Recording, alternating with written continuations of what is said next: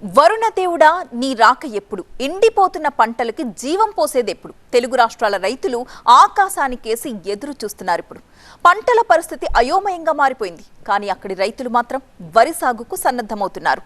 ఉట్టిపడుతున్న జలజీవాన్ని మనము చూద్దామా? ఎల్నినో ప్రభావంతో తీవ్ర వర్షాభావ పరిస్థితులు ఏర్పడ్డాయి. సాగు పరిస్థితి ప్రశ్నార్థకంగా మారింది.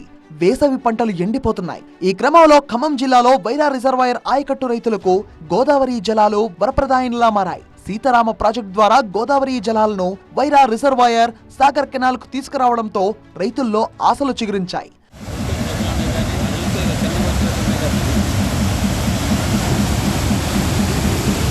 సాగర్ ఎగువన కృష్ణానది పరివాహక ప్రాంతంలో వర్షాలు లేక పంటల పరిస్థితి అయోమయంగా మారింది. ఈ నేపథ్యంలో రాజీవ్ లింక్ కెనాల్ ద్వారా వైరా రిజర్వాయర్ సాగర్ కెనాల్ కు గోదావరి జలాలను తీసుకువచ్చారు. నిన్నటి వరకు వైరా రిజర్వాయర్ నీటి మట్టం తగ్గి కేవలం తాగునీటికే సరిపోయే పరిస్థితి ఉండేది. ప్రభుత్వం సీతారామ ప్రాజెక్టు ద్వారా గోదావరి జలాలు విడుదల చేసింది.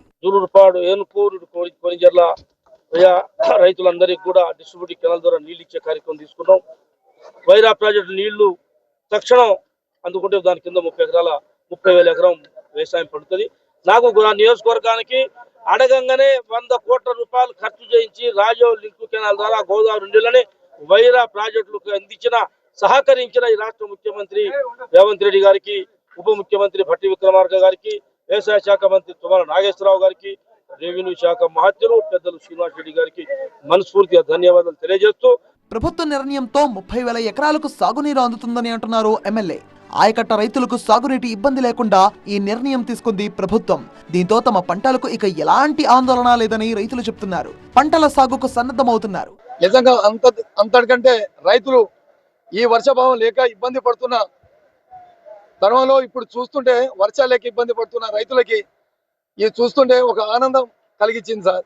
100 కోట్ల రూపాయలు ఖర్చు చేసి పంటలకు నీరందించడం ద్వారా 250 కోట్ల రూపాయల విలువైన పంట పండిస్తామని రైతులు ధీమా వ్యక్తం చేస్తున్నారు. 100 కోట్లు దానికి మా ఎమ్మెల్యే గారు గవర్నమెంట్ నుంచి ఖర్చు పెడితే ఈ సంవత్సరం రైతాంగానికి ఈ వైరా ప్రాజెక్టు కింద ఈ 30,000 ఎకరాల పంట దర్దాపులుగా 200 నుంచి 250 కోట్లు రైతులకి పంట పండించుకునే సౌకర్యం కలిగింది.